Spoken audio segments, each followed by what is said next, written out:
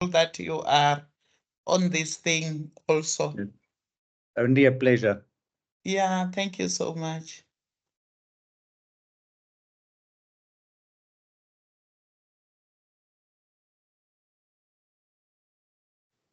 Good evening, everyone. I think that the session can commence in the next 3 minutes. Let's just give it time for some of our colleagues to hop on. And then I just wanted to let you know that I have made video recordings that cover the workplace evidence or the workplace projects, the formatives workbook, and also the summative. It's all on the Google Classroom. So if you have any questions or queries about that, you can also just email us, but just watch the video first. It does explain and cover the content. Okay. And then tonight's session will be lectured and delivered by Dr. Goosen. I'm sure you all will have a good time. Okay, thank you and welcome to those who are here.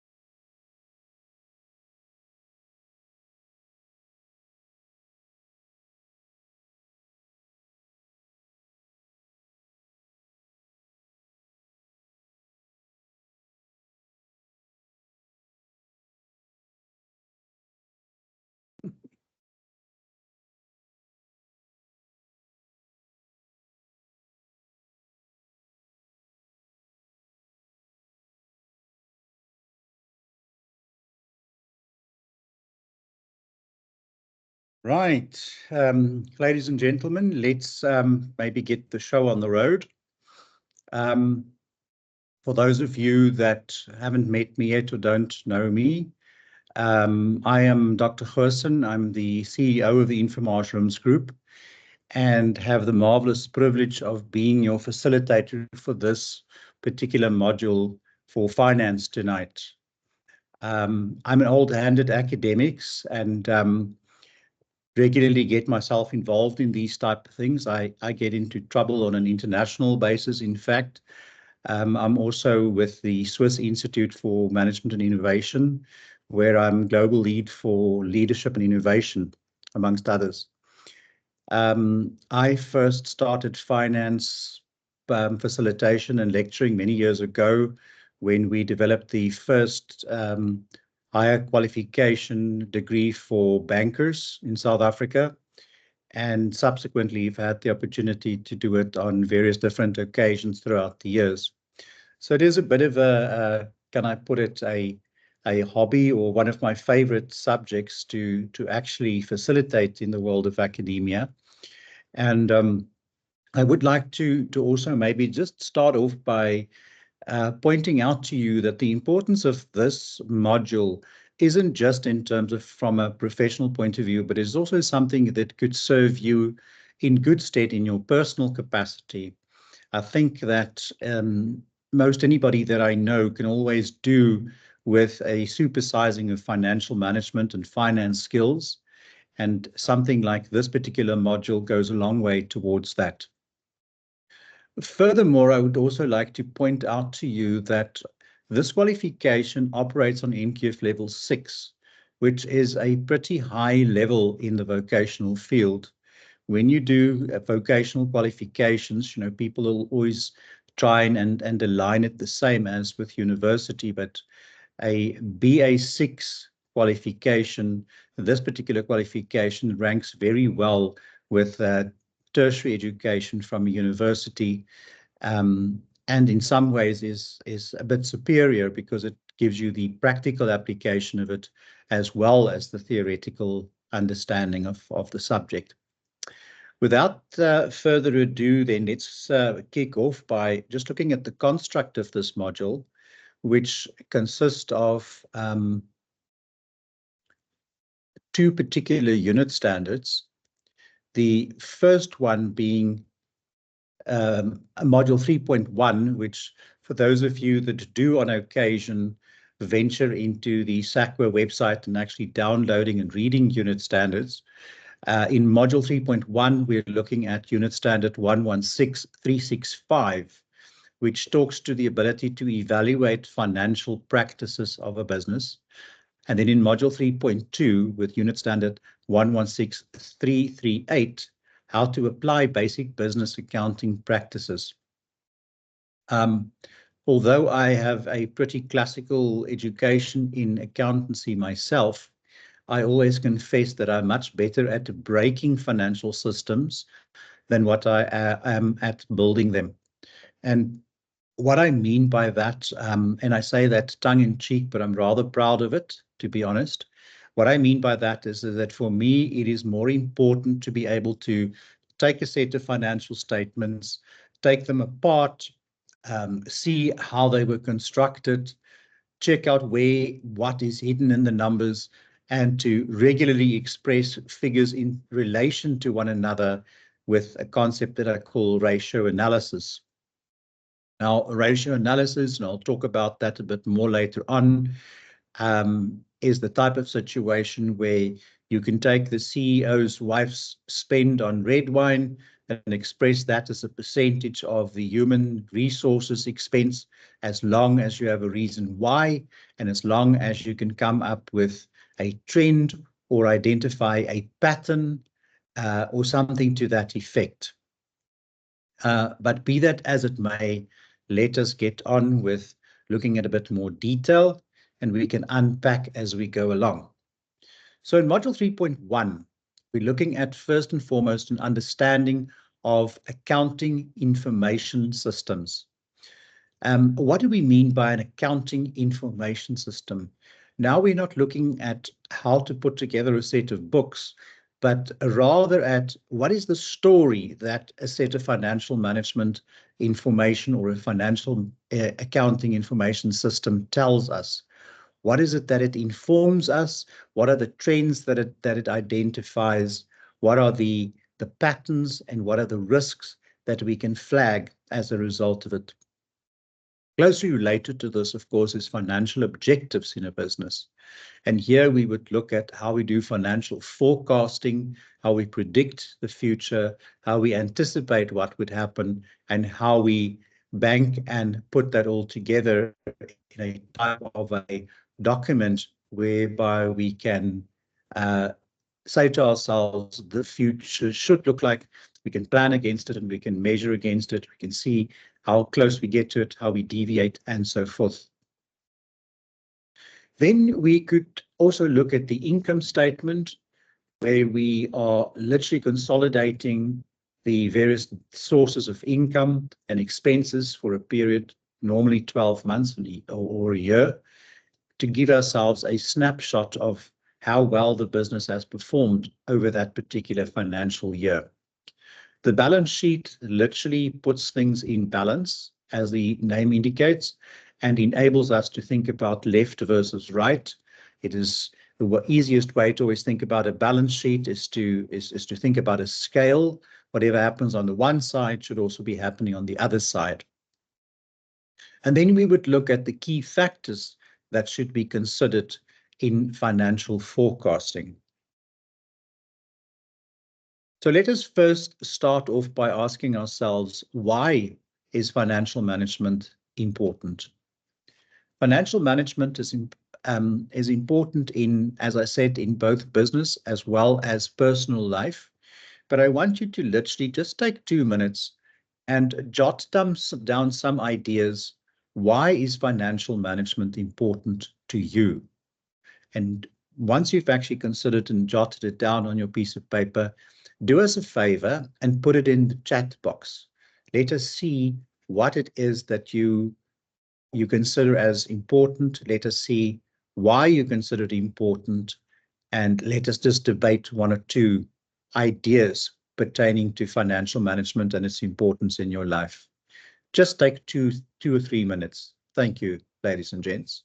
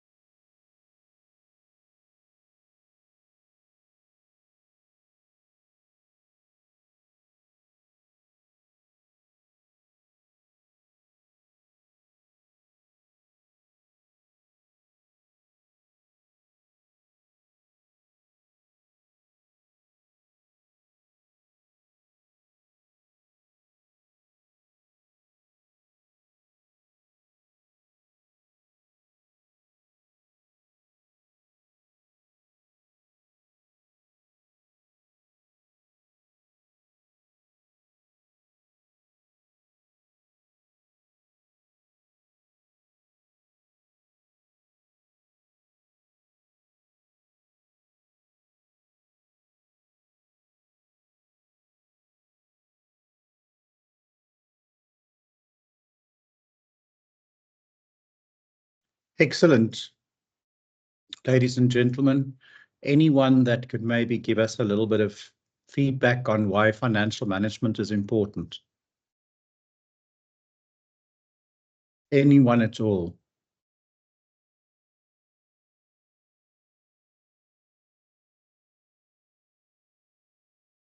Where's Mana? What about Mana? Don't you want to tell us why you think it's important?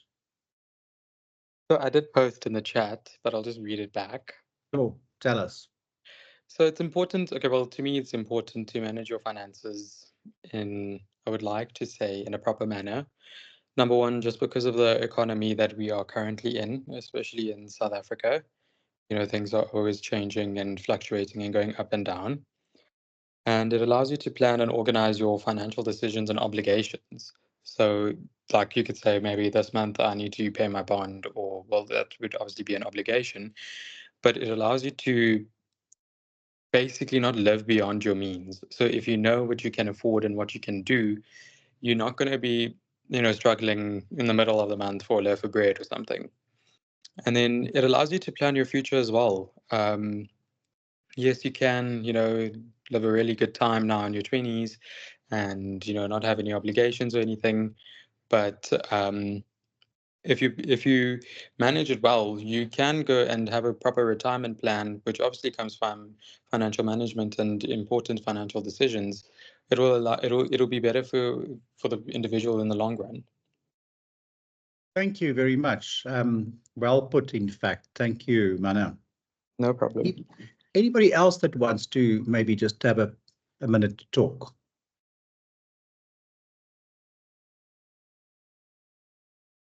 Anyone? Any volunteers? Liv, you don't want to share with us?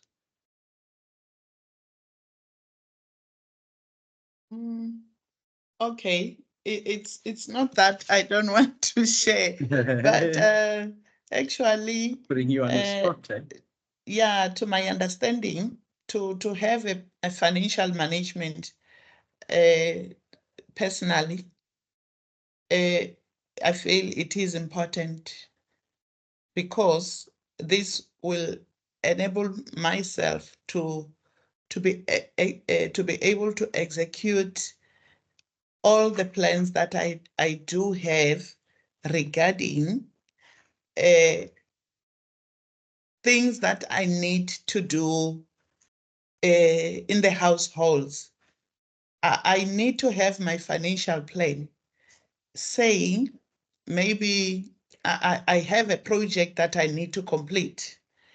So it is important for myself to start by looking at my financial status, the kind of a project that I need to complete, so that I also determine how much will it need and how much time am I going to need in order for myself to be able to complete that project. Because if I don't do that financial plan, I may exaggerate.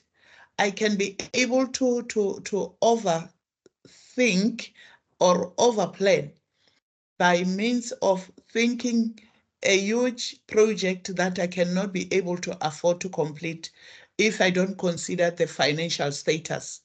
So I must first look at the budget. I must first look at my financial position.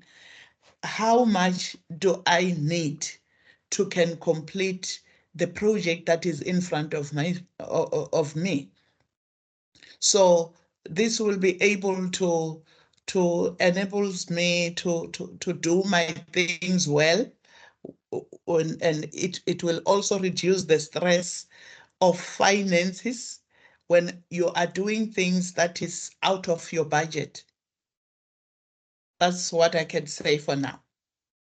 I think that is very well put, in fact, and I want to support that. I think that the important thing is the stress-free living it can give you, because the way life is structured at the moment, let's be honest, we're all constantly under pressure, having to pay this. You just simply get a notification that your rates your water and lights, your electricity bill is just simply going to be increased, and that's the end of it. And whether you can afford it or not is irrelevant. So if you're in a situation where you're always well planned and you can anticipate the possibility of expenses, and you've got a little bit of reserves to carry you through difficult and dark times, it makes a lot of sense. Now, financial management is really all about that. And there are a couple of simple principles from a personal point of view. And the simple principles is always try and spend less than what you earn. And no matter what it is that you earn, try and simply spend less than what you earn. I often speak to people and coach young people about saving and investment, and then I'm being told things such as, but I earn so little, it's impossible to save. And my reply is that even if you're saving 10 Rand a month, it's fine. Get into the habit. Because what happens to you when you're young and you're not earning a big salary, but expenses are big and it's difficult to actually make ends meet, is that one actually teaches yourself to actually live up your entire income. And when you go from 1,000 to 10,000, you also feel that it's too little to save. And eventually you realize one day, if you're very lucky, you went from 10,000 to 50,000, or if you're very lucky to 100,000 or more, and you still don't save because you don't see how you can save because you feel it's not enough. It's not a question of whether it's enough or not. It's about establishing the principle of saving when it gets to personal financial management. And on that note, let us look a little bit deeper.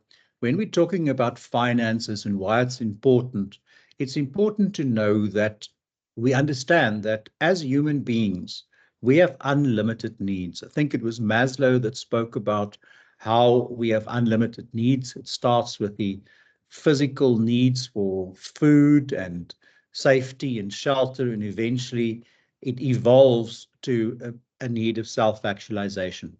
But just look at yourselves and look in the mirror and say to yourself, what is the stuff that you wanted before and you desired it and you absolutely had to have it? And the moment you had it, the novelty of it all weared off so quickly. It's that new dress, that new pair of jeans, that new car, that new pair of shoes. And after a while, it's just another pair of shoes. It's just another car. It's just another whatever. The novelty wears off, and we very, very quickly find ourselves in wanting the next thing. And because of this, we also have to take cognizance of the fact that our resources are scarce and they are limited. They're finite, whilst our needs are in fact infinite. We have unlimited needs, but we have limited ability to satisfy those unlimited needs. And in business, we find that the business organization is very much profit-driven. Every business out there that you know is profit-driven. It's all about making the money. It's one of the things where I actually think the world can be a different place. If we are perhaps a little bit less obsessed with making money and a little bit more obsessed with creating value, I think the money-making part would sort of take care of itself. But it's not for me to say the world is the way it is. The important thing is that we as students, as people in the knowledge industry, become aware of the true nature of ourselves first and foremost, and then also of our ability to create and recreate an alternative reality for ourselves by changing the way we think. We also live in a world where governments are focusing on serving citizens. Tomorrow is voting day, and hopefully all of you will be in your queues, bright-eyed and bushy-tailed first thing in the morning, and putting your X's and your crosses where you believe they should be. Again, I just would like to wish you all would think about it clearly and make sure that it is something where you can express your opinion and your say in what is happening in our country. Remember, the entire point of democracy is the fact that you have a voice. And quite often, in fact, more often than not, our voices are being silenced. We are being bullied. We are being talked over. We are being told to keep quiet in the nicest possible way. We are being beguiled into having to agree to things that we don't really want to do. And we find ourselves in a position where we say, well, what can we do about it? There's nothing we can do about it. And because we believe there's nothing we can do about it, there's nothing we can do about it. But the world doesn't have to be like that. And finances doesn't have to be a difficult situation.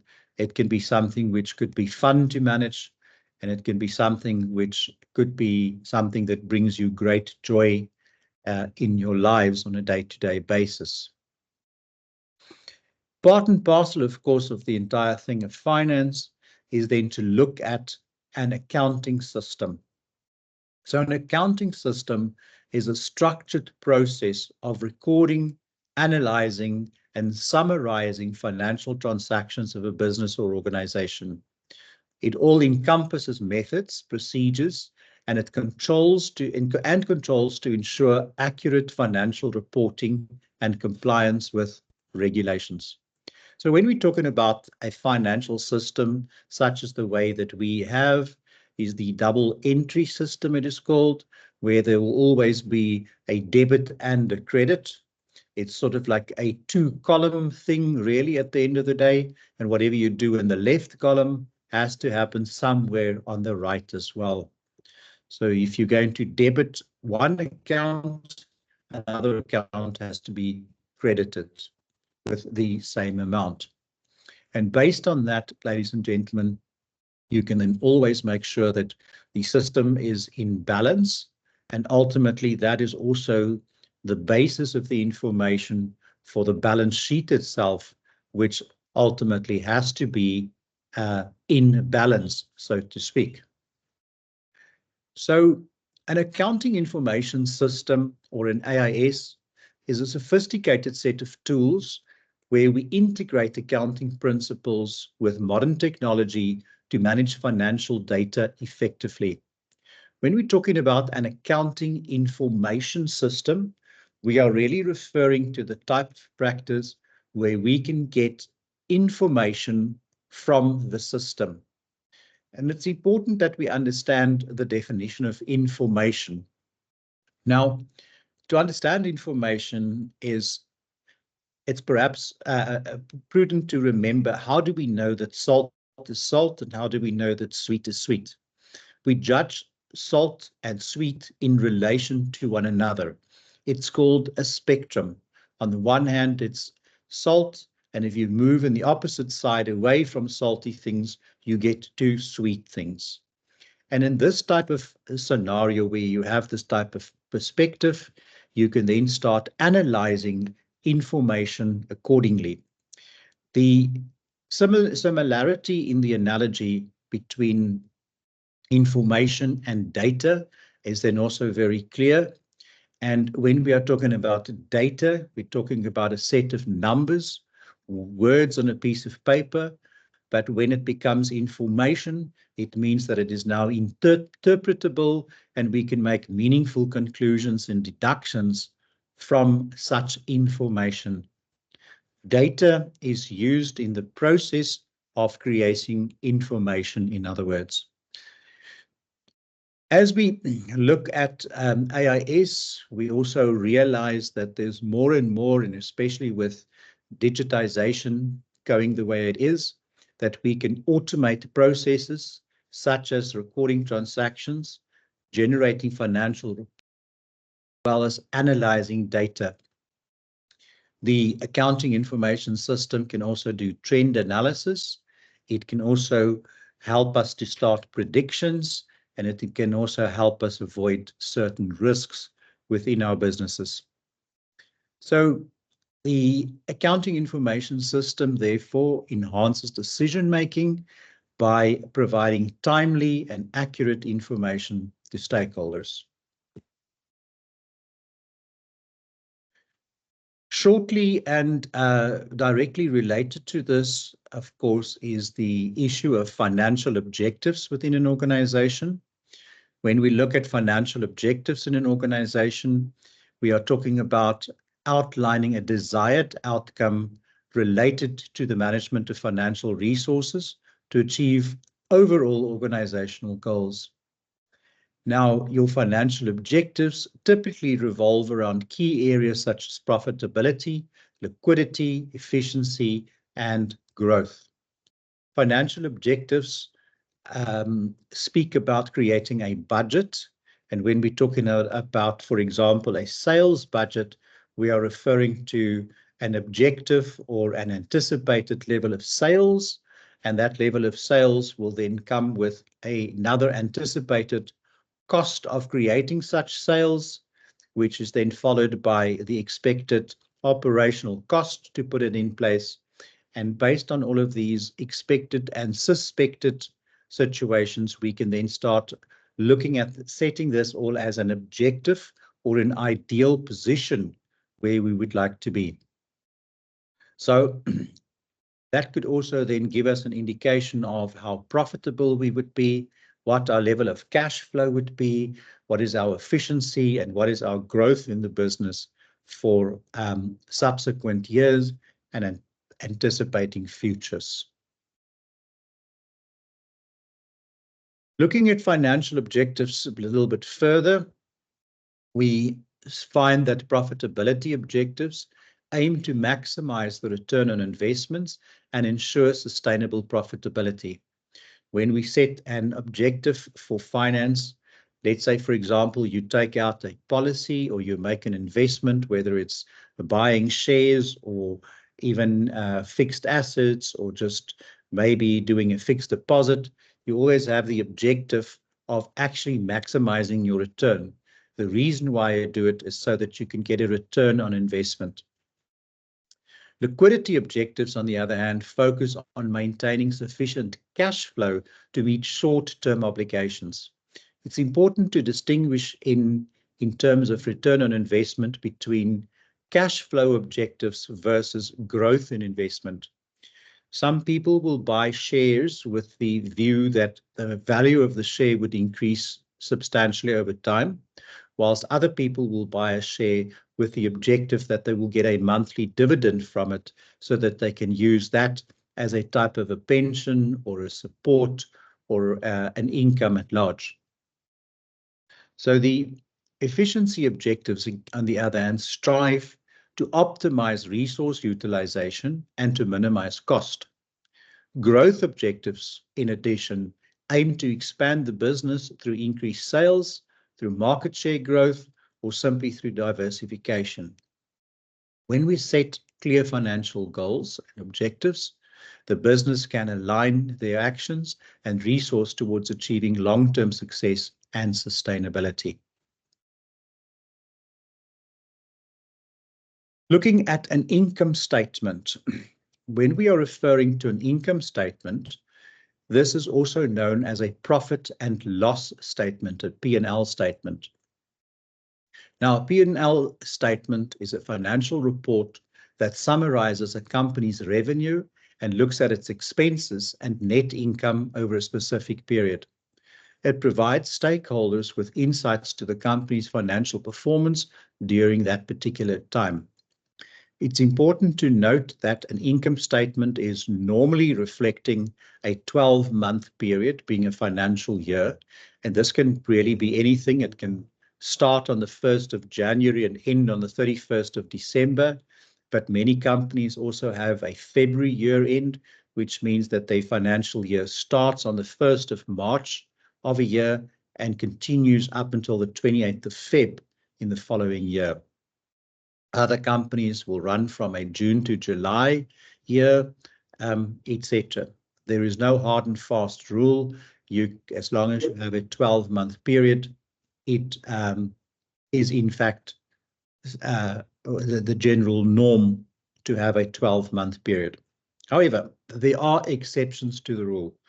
In cases, for example, if an organization's financial year end is at the end of Feb, but the company is being sold in August. The new buyers may request for a set of financials which ends in August, which will then enable you to draw up a set of financials for a shorter period of time that may indicate the situation in a more recent and a more up-to-date nature than perhaps the 12-month type of methodology. Looking at the income statement a little bit more in detail, in the income statement, there is always it starts off really with a reflection on what the revenue was for the period under review, and this details the income generated from the sale of goods or services. It's important to also know that when you are in a particular type of business, that is considered your ordinary nature of business. So let's say, for example, you are a clothing store and you sell shoes, pants, jeans, t-shirts, hats, etc., then that is the normal nature of your business. But all of a sudden, what happens is somebody comes along and convinces you to also add perhaps something like calculators to your store. The sale of the calculators comes, and it's perhaps maybe a random opportunity and maybe even make a lot of money out of it. But that is an unusual income line for you, and it's not necessarily part of your usual business nature.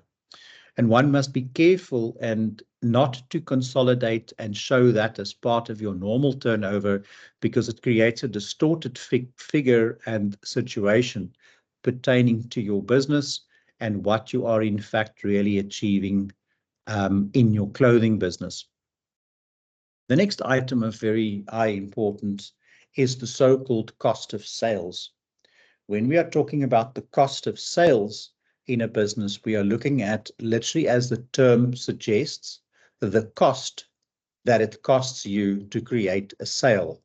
What does it cost you to generate a sale? And that cost of the sale actually refers to the price that you paid for the item that you now sold. Generally, the point of business is to buy at one price and to sell at a higher price. If you go to any one of the local clothing stores and you buy a new jacket now that it's winter and you pay 100 Rand, chances are that wherever it is that you are buying it, paid something of less than 50 Rand for that stock per item, and they would have normally 100% markup, and that in fact would then indicate their cost of sales as being 50 Rand for the 100 Rand item that they've sold. However, when we are talking about balance sheet, beg your pardon, when we're talking about the income statement, we're not really talking about the price of a single unit, but rather the collective of everything that you've sold and the collective price of everything that you've sold, so that we can generate or understand the cost of sales for the business at large, as well as the initial income or gross profit that one actually generates. And when we're talking about gross profit, it's a very simple calculation. You simply look at your revenue. How much did you sell? What was the value of everything that you sold? You've got a nice small business. You sold 100,000 Rands worth of stock. What did that stock cost you? You paid 50,000 Rand for it. Therefore, your cost of sales was 50,000. You will simply take the 50,000 and deduct that from the 100,000, and you will realize that you have 50,000 Rand left, and that 50,000 is then your gross profit in your income statement. As we said, the gross profit is simply calculated by subtracting the gross profit from the revenue, and that represents the profit generated before accounting for operational expenses. Operational expenses are then the things such as your overheads, your rent, your electricity bill, your rates bill, if that is due, your salaries, your marketing, your advertising and such. And that would then literally be the as we call it in the business, the overheads of running a business. Furthermore, about an income statement, it would also typically include the following elements. We would talk about an operational income, or heaven forbid, a loss where your cost of sales has exceeded your income or your revenue generated. And your operating income is simply calculated by subtracting the operating expenses from the gross profit, and that then reflects the profit or loss from the company's core business activities. Now, this is also sometimes referred to as the so-called profit in a broad terms, but I want to just caution that we use the word profit sparingly, because that can sometimes be quite misleading. There are, as I've mentioned earlier on, stuff that are non-operating incomes or losses, and these non-operating incomes refer to any additional income or expense not directly related to the core operations, such as interest income or expenses or gains of losses from investments and so on. When we're talking about income before tax, we are talking about that level of income right and just before tax is paid. Now, income before tax also, and this is very important to note, is not the same as taxable earnings. Now, what is the difference, you would wonder? Well, let's say, for example, you've got that 20,000 Rand profit that you've now made, and that is now your income before tax. Just as you're about to say, well, the 20,000 is the figure on which we're going to calculate our business tax at, say, 28%, we get a call from our auditor or accountant that tells us, but do you know that there's a certain tax allowance or a tax rebate? And you say, no, you didn't know that. You investigate, you realize that you have an allowance or a tax rebate whereby you can reduce your taxable earnings. Now, when we are talking about tax allowances or tax rebates, this means that your income before tax is reduced for purposes of paying tax. However, it's not an actual expense. It's just a reduction of the amount that you're going to use to pay tax. And let's say that that tax rebate or allowance on a 20,000 profit is 5,000. It means that for purposes of calculating your tax, you'll calculate it on 15,000 and not on 20,000. However, the 20,000 is still the figure that you've made the profit on. It's just for purposes of tax that the amount is reduced. Income tax, of course, is based on your taxable earnings. And I believe as we speak, we are paying something like 28% on corporate tax. And that is then simply determined by taking your taxable earnings and multiplying by the tax rate, which gives you the effective tax that is then due. When we're talking about the net income, we're talking about the operating expenses minus your tax, or which then gives you a net figure after tax, which we sometimes in the industry refer to as NOPAT. NOPAT standing for net operating profit after tax. Now, when we are talking about NOPAT, that is also then the amount which is distributable to shareholders, meaning that if you are a shareholder, that would be the maximum amount of money that you could take as a dividend. Fortunately, most organizations do not distribute their entire net income as a dividend, but takes some of it and puts it in abeyance, puts it away, and uses that to invest in the future or in other forms of expansion for the business to make sure that next year we have an income and a profit again. Now, what is an income statement, we ask, and what does it look like? When we look at the construct of an income statement, we can see that it actually now starts with your revenue, your net sales, from which you will then physically deduct your cost of sales, and then looking at your operating expenses, in this case, stuff like research, tools or operating expenses, and so forth, and drawing down on the situation, getting to the stage where we're looking at specifically the net income, the bottom line. It's interesting to note on the example in front of you that the net proceeds, or rather the net revenue, how it's actually changed over the years, over the 3 years. And you can see that it actually starts high and it reduces, and then it comes back slightly. But this is an excellent example where when you play around with a steering brake or after this lecture, you'll see that there are certain trends within these figures. Please also explore for yourselves and see how you can take one figure and measure it in relation to another. For example, see if you can determine what is the percentage difference in turnover from 1 year to the next over the 3 years, and look at if you can calculate what is the change in gross profit and net profit, etc., over the 3 years under review. You may find that it presents you with a very interesting figure, and again takes you to understand what it is to be engaged in information versus just data.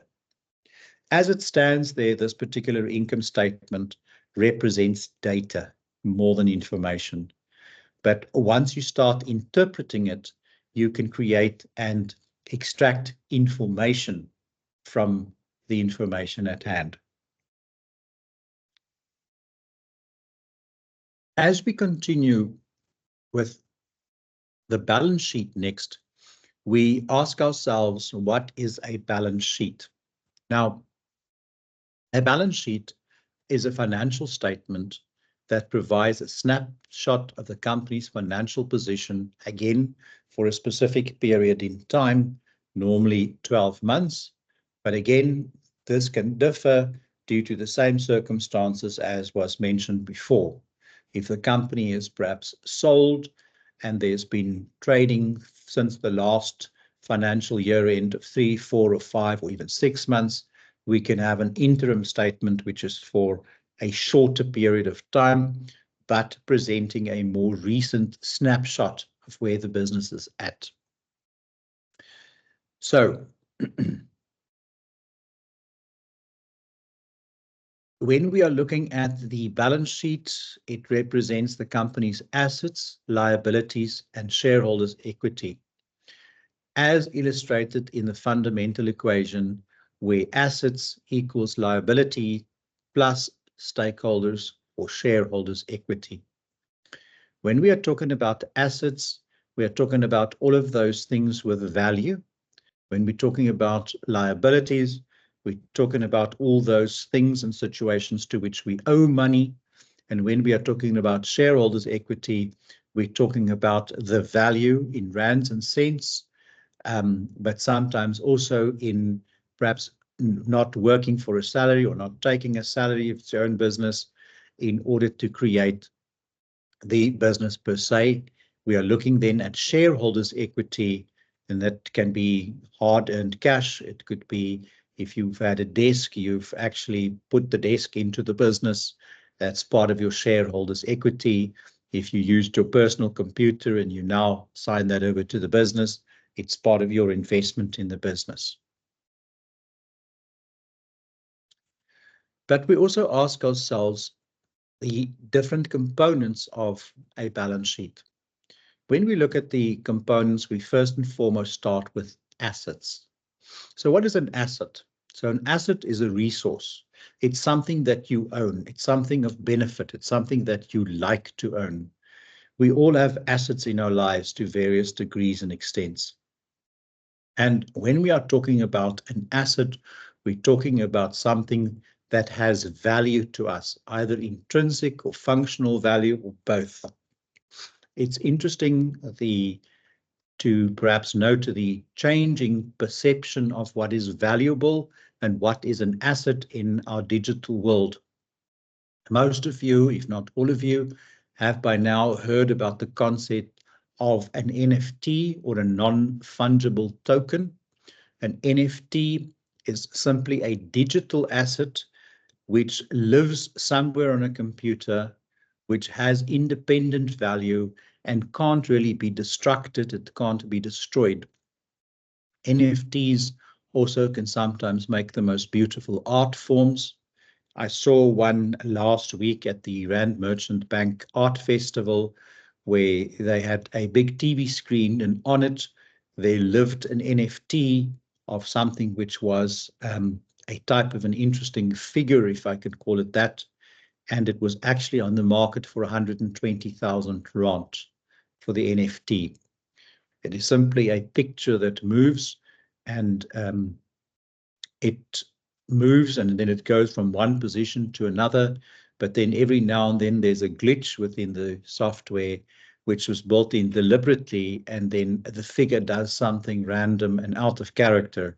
If one actually stares at it long enough, you get to see it.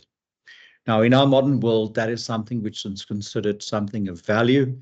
And if a company would buy that as part of its art collection, it would be something which would be in the asset register and would be listed as something that is worth money. Assets are also sometimes, or not, rather sometimes, are usually classified as current assets and fixed assets. So when we're talking about current assets, we're talking about things such as money in the bank. We are talking about our stock in a company, or anything which changes its value on a regular basis. Why? Because the stock is being sold and bought all the time, so the value and the level of that asset is varying over time. Whereas if we own the building from which we operate, we will realize that we are sitting in a situation where we are in a building for where the value is fairly stable over time. The same with our computers, our equipment, etc. And that's assets are more of a fixed nature than perhaps a current or a flexible value on your balance sheet. So examples of assets includes cash, accounts receivable, inventory, property, plant, equipment, and so on. When we look at liabilities, as I said before, liabilities represents the company's obligations or the debts to external parties. These are things such as the creditors, the suppliers, or the lenders. Similar to assets, liabilities are categorized as current liabilities. Those are really due within 1 year. Current liability is normally when you owe money that you have to pay off inside of 12 months. And then there's non-current liabilities, which is those that are longer than a year. Very good example of liabilities includes accounts payable, loans, bonds, and deferred value. But if you've bought stock, say you've bought stock for your business on credit, that would be a current liability. But if you have a mortgage bond on the building that you have bought, that in fact would be a non-current liability, and would be rather of a long-term nature, since it is in excess of 12 months.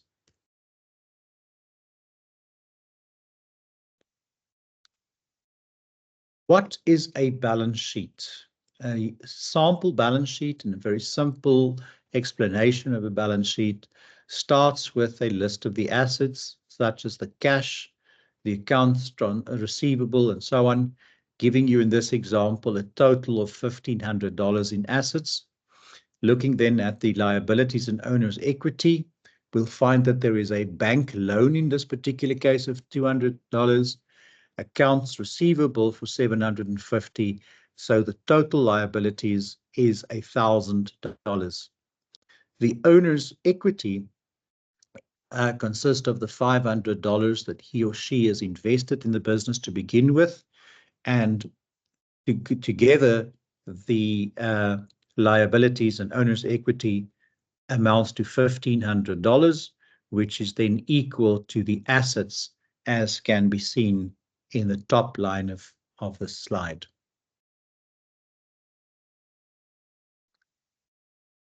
I often get the question, does the balance sheet really have to balance?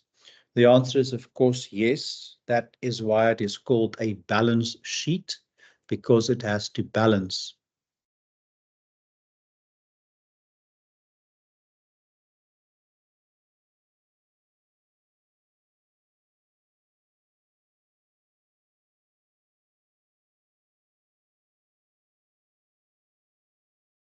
As you can see from the picture in the middle of the slide, again, it represents whatever happens on the left side has to happen on the right side.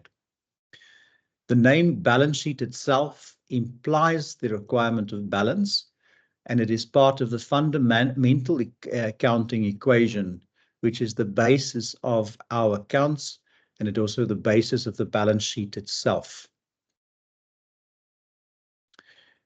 To maintain a balance in the equation of assets equals liabilities plus shareholders' equity is, of course, paramount, and it's something which represents the entire basis of our modern financial system.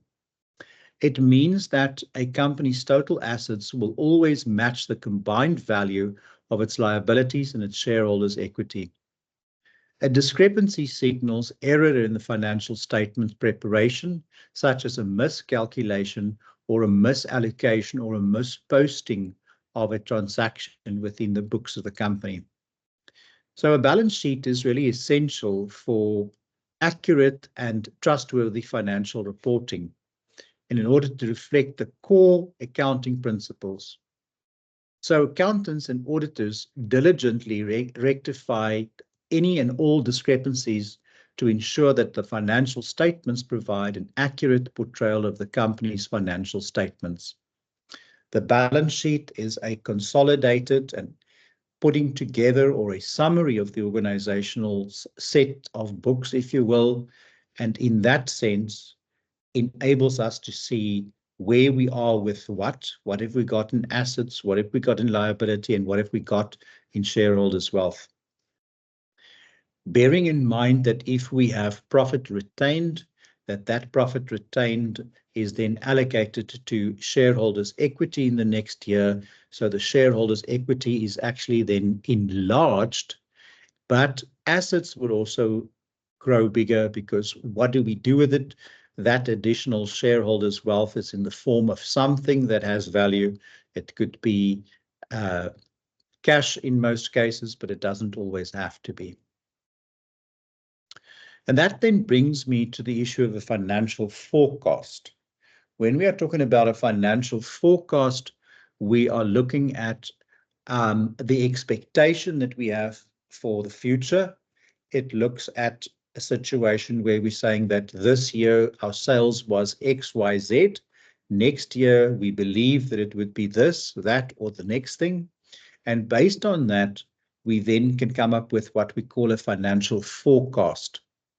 This financial forecast is then nothing but an anticipated level of the sales, but not just the sales, also the expenses, cost of sales, as well as the cost of operating the organization, with a view of understanding or creating a future focus or a future picture of what the financial situation of the company would look like.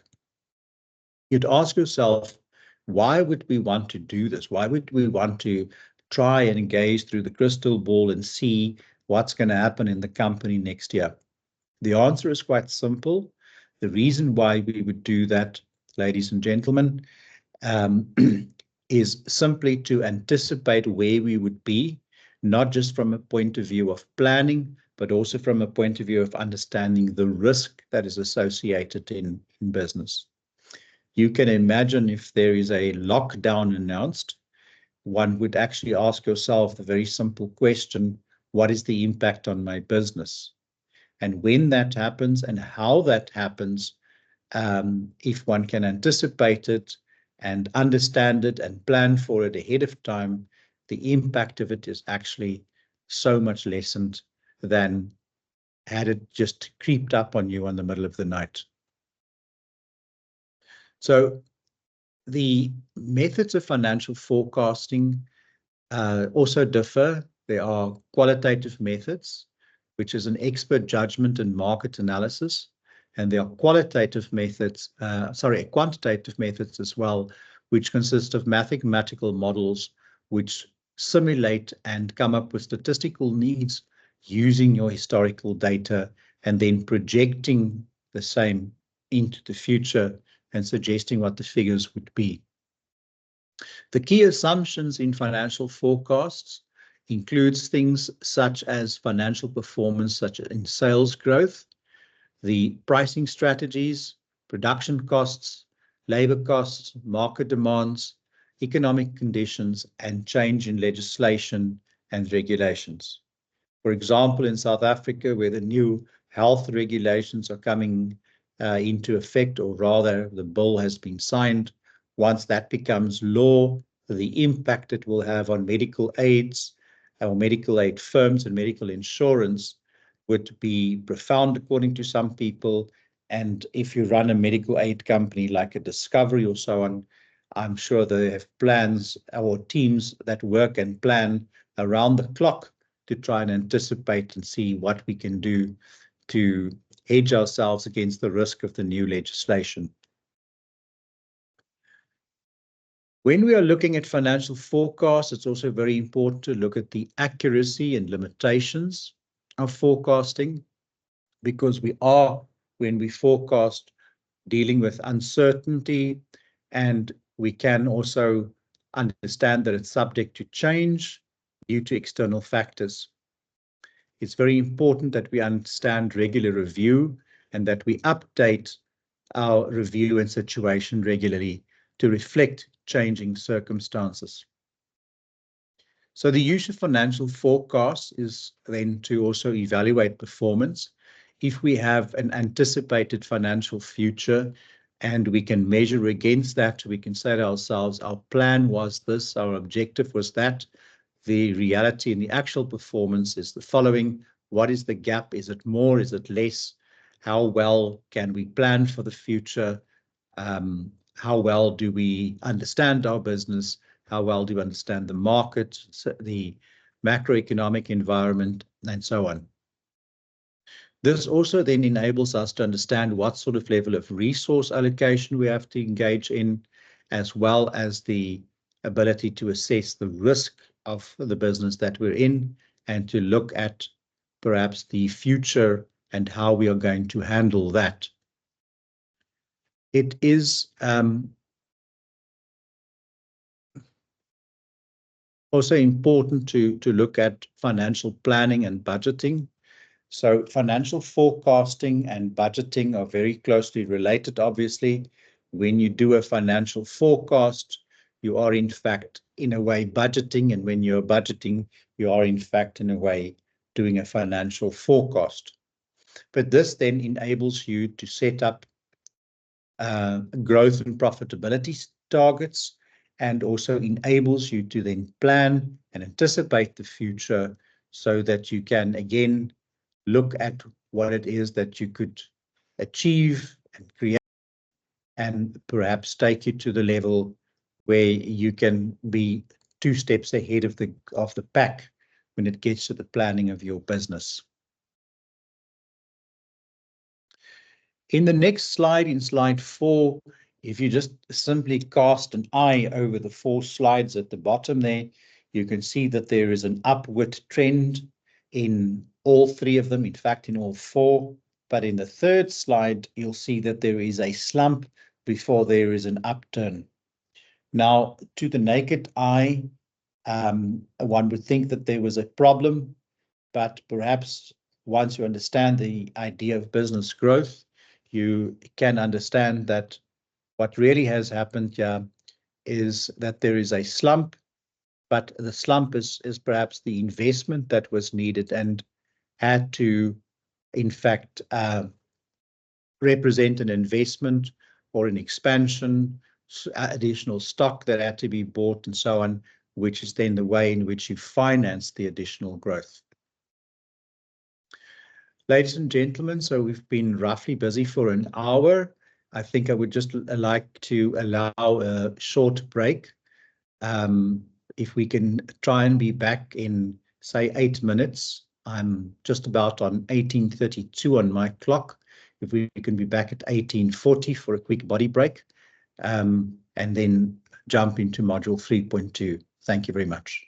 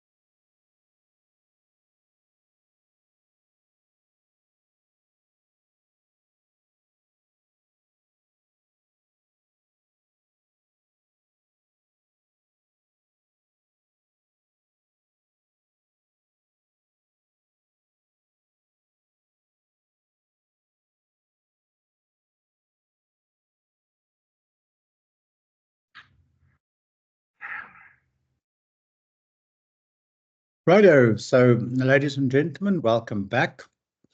Off to module 3.2. In module 3.2, we're looking at the cycle of recording transactions.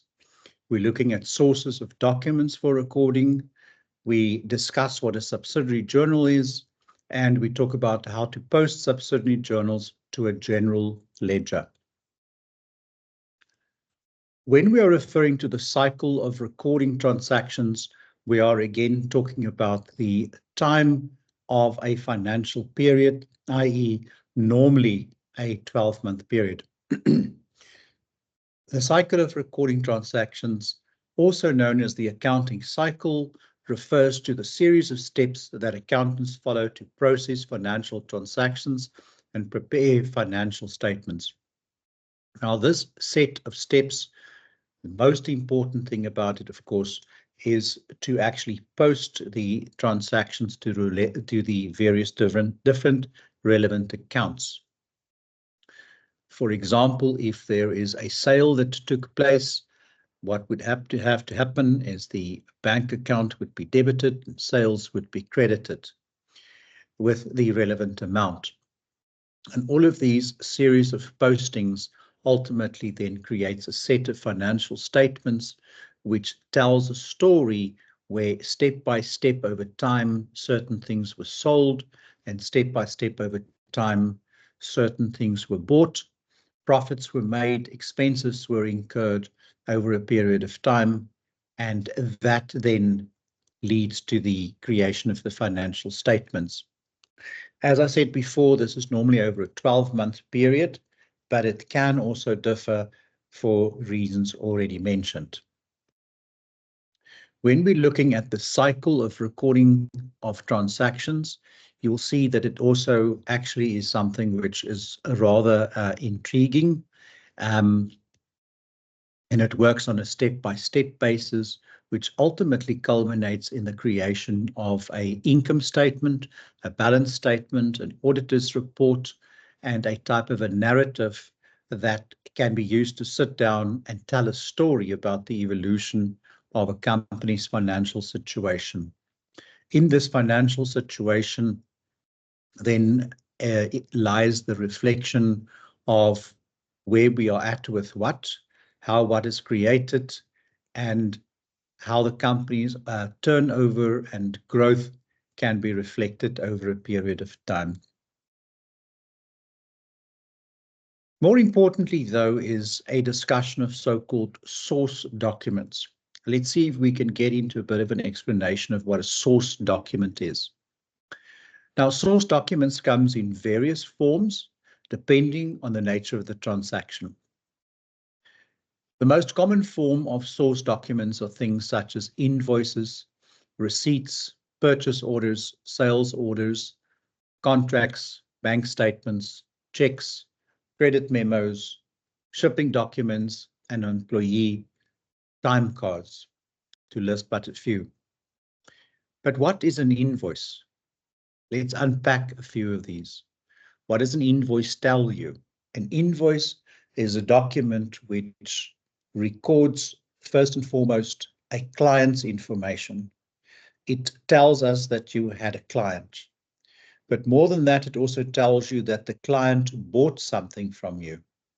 It tells you that the client, in fact, has ordered something from you. It also tells you what the amounts are that has, in fact, been taken.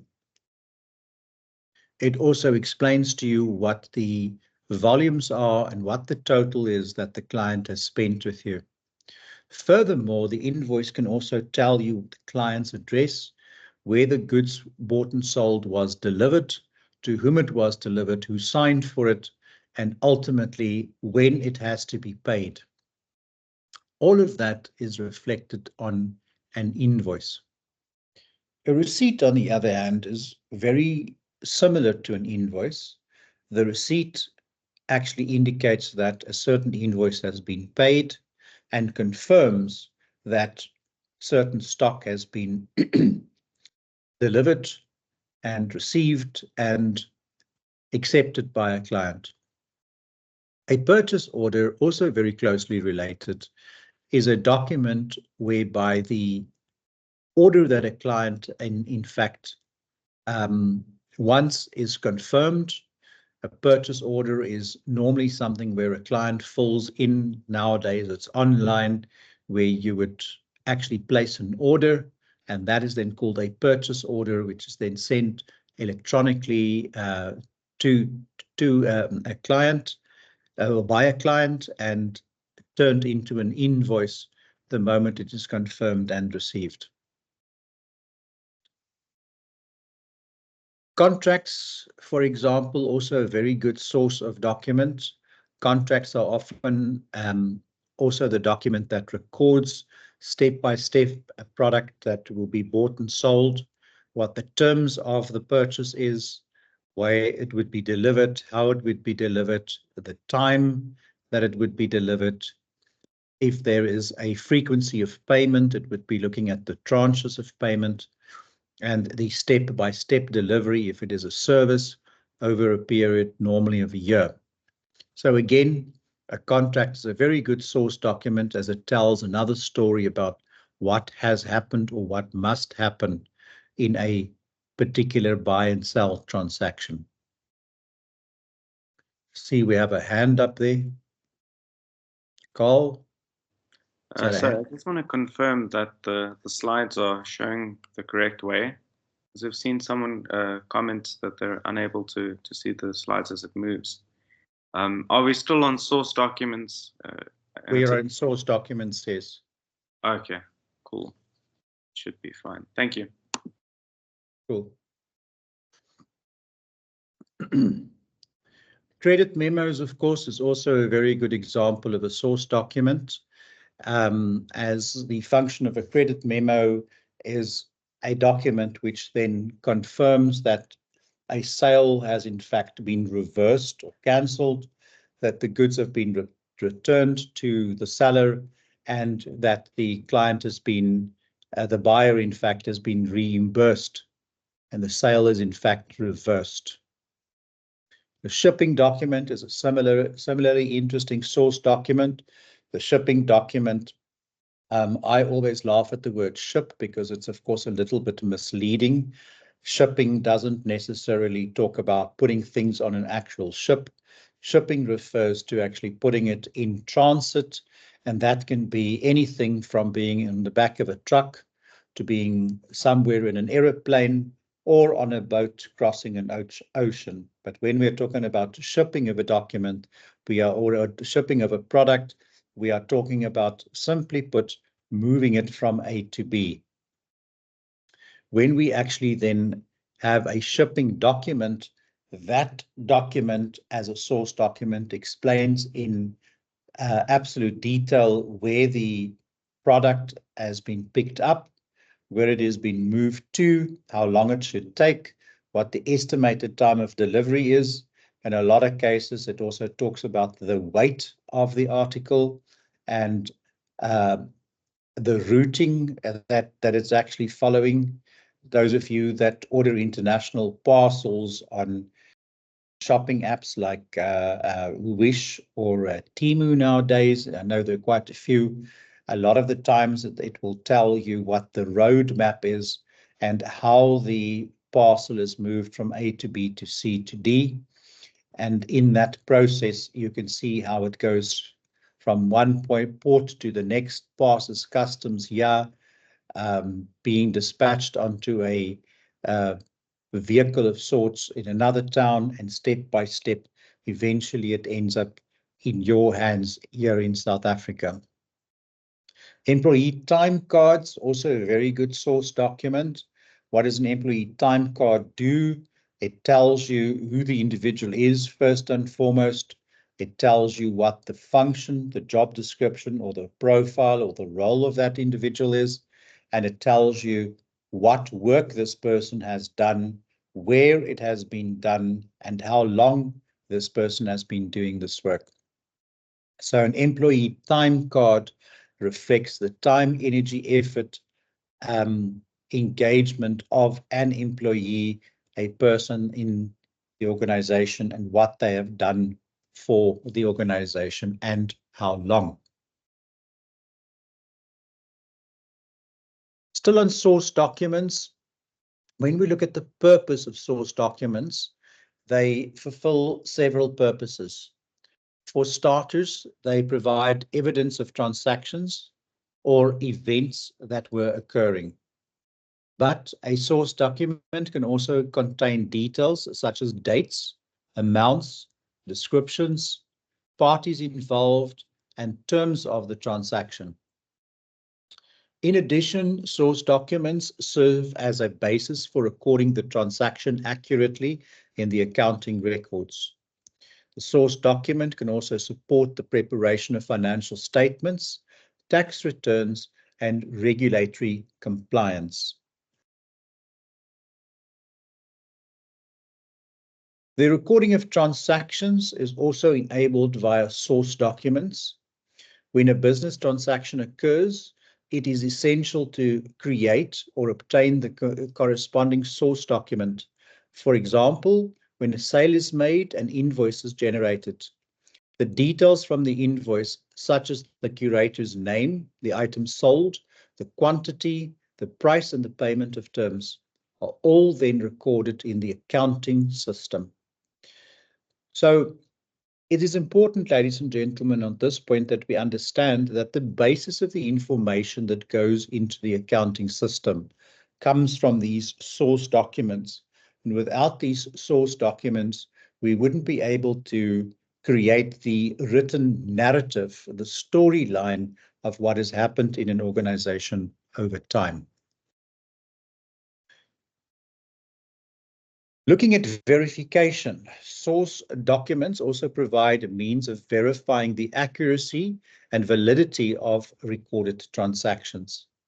It means that they can help ensure that transactions are properly authorized, that they're adequately supported, and accurately recorded in the accounting records. Source documents also enables retention. It is crucial for businesses to retain source documents for a specified period, typically as required by law or by industry regulations or standards. And retaining such source documents also then enables the business to support the accuracy of their financial records during audits, during investigations, or disputes. Normally, what would happen in the good old days before things were stored electronically is there would be invoices that would be filed within a certain file in a particular alphabetical order.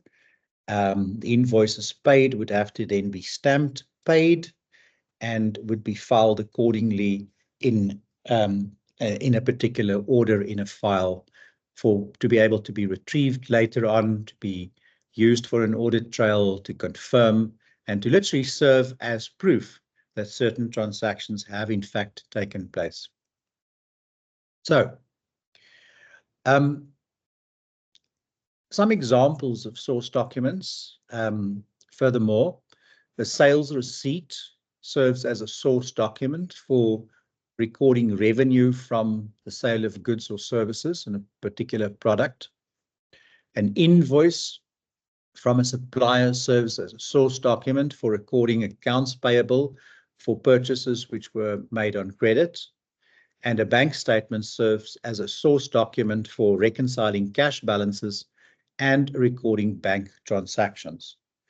The bank statement confirms money that has in fact been deposited from sales where an invoice has been paid, but it also confirms statements such as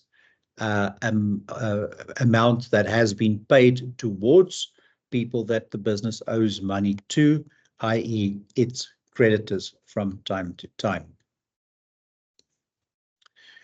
Looking at a subsidiary journal, or the concept of a subsidiary journal. Now, ladies and gentlemen, a subsidiary journal, which is also sometimes referred to as a special or a sub-journal, is a type of accounting journal where you can use to record specific and repetitive transactions. The way I can best explain it is to say Let's say that you have a clothing business and you're selling shoes and maybe jeans and t-shirts and jackets. When we're talking about subsidiary accounts or subsidiary journals, we can in fact break up our sales journal into sales for shoes, sales for trousers, sales for t-shirts, sales for hats, sales for gloves, etc. So every time a t-shirt is being sold, it isn't just simply booked to sales and cost of sales somewhere globally deducted. Now what we are doing is we actually have a specific account, t-shirt sales or shoe sales or hat sales. This enables us at the end of the day to very clearly go to the simple account or the subsidiary journal, and we could see how much of a particular item has been sold individually. Instead of recording transactions in the general journal, which can become cumbersome, or certain types of transactions, businesses often use the subsidiary journals to streamline the recording process. It enables us, ladies and gentlemen, to operate on the basis where we can now predict easier, we can analyze easier, we can understand which product items and which product lines move better than others, and it enables us to then also develop models whereby we can order easier in times to come. More examples of subsidiary journals include things like, as I said, the sales journal, how you can use this to record sales of goods or services on credit. You can use it for purchases journal to record purchases of goods or services on credit. You can have a sub-journal for cash receipts that is used to record cash received specifically from various different sources, whether it's sales, investments, or loans. Or you can have a cash distribution journal, which is used to record cash payments for expenses, purchases, and other document distributions. A little bit more on subsidiary journals. So each subsidiary journal typically has columns for recording key information which is relevant to the specific type of the transaction, such as the date, the description, accounts affected, the amounts, and many additional details required. In the original format of accountancy, we worked on a simple debit and credit system. On the left-hand side, there would be a reference column, a date, and a description, as well as an amount. And the same would be on the right-hand side of the column. And the more modern way of doing it in a journal type of a fashion, it is still a two-column system, but where you only have a debit and credit side, and you have a single description on the left-hand side. And that then started becoming the description for a journal rather than a ledger in the good old days. But that's how it actually originated.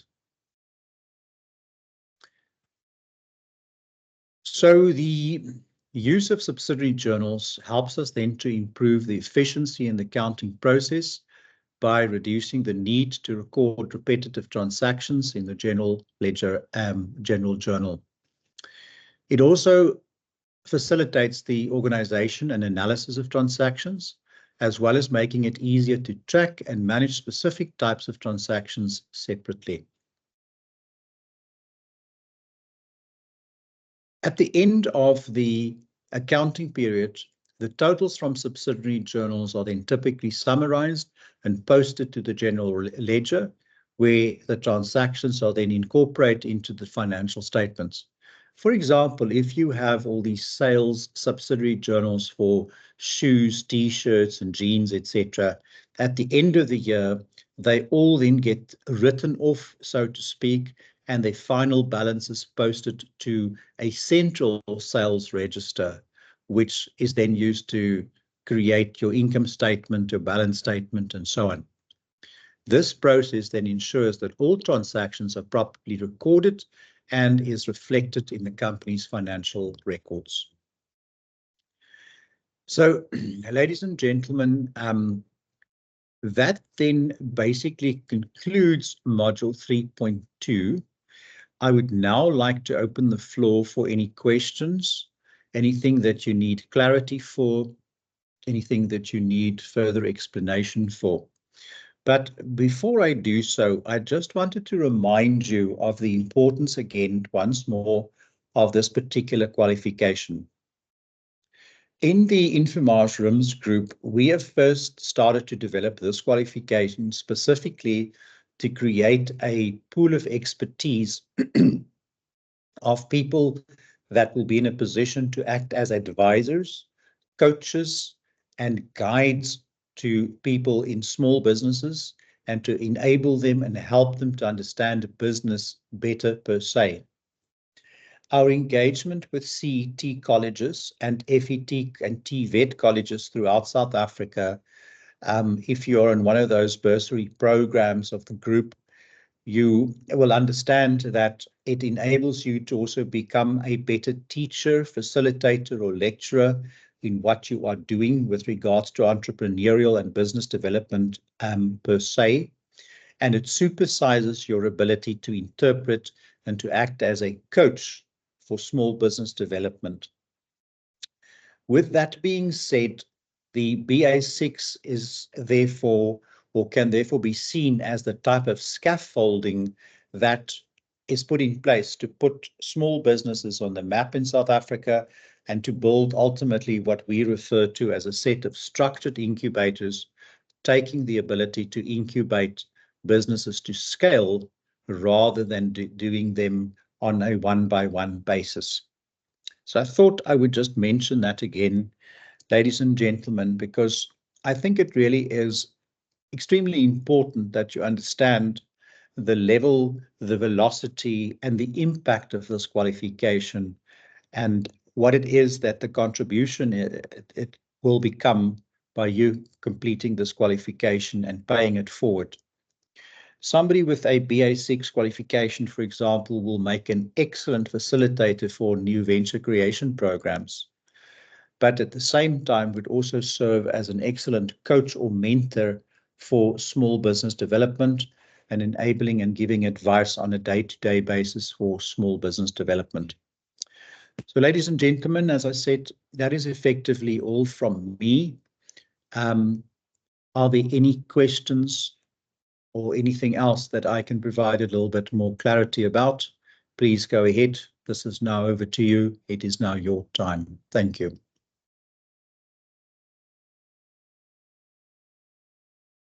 You're shy to ask a question, you're welcome to put it in the chat box.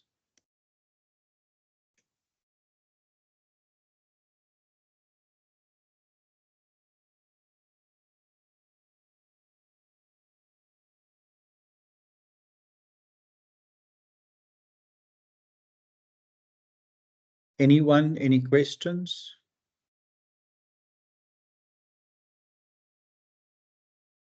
None?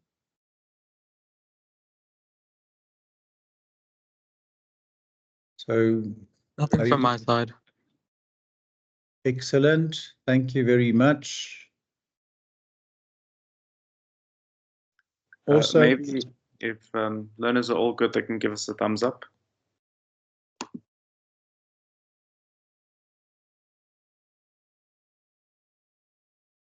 see there's some thumbs. Everybody happy? Good. I can then just maybe also mention the way in which I would approach the assignments if I was you, is I would look at the module and see how many assignments there are, and I would work out how many days there are between now and the next module, and I will give myself a certain amount of assignments to conclude every day, or a couple of questions to conclude every day. So maybe you need to do 2 questions or 3 questions a day. Work it out. I haven't done the calculation, but I'm sure that you're capable of doing that. The second thing I wanted to just say about the assignments is that I always like to work on a structure.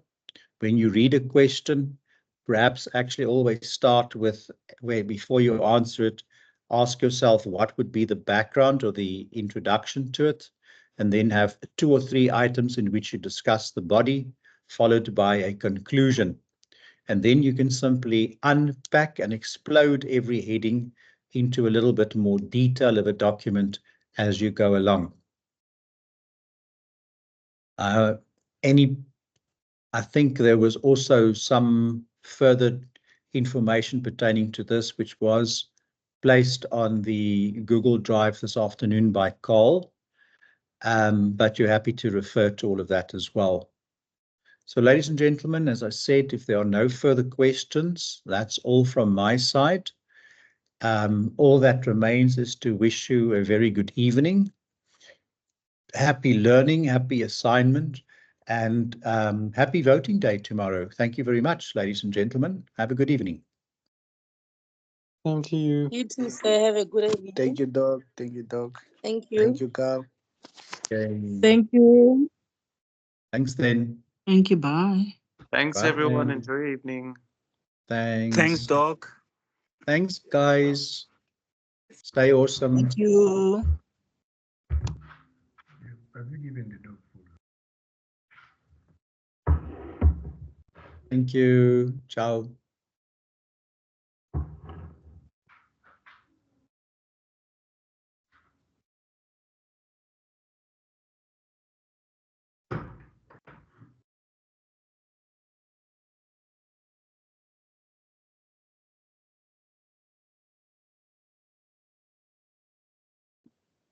Francis, your hand is up. Do you have a question? I think it was just a mistake. Just a mistake.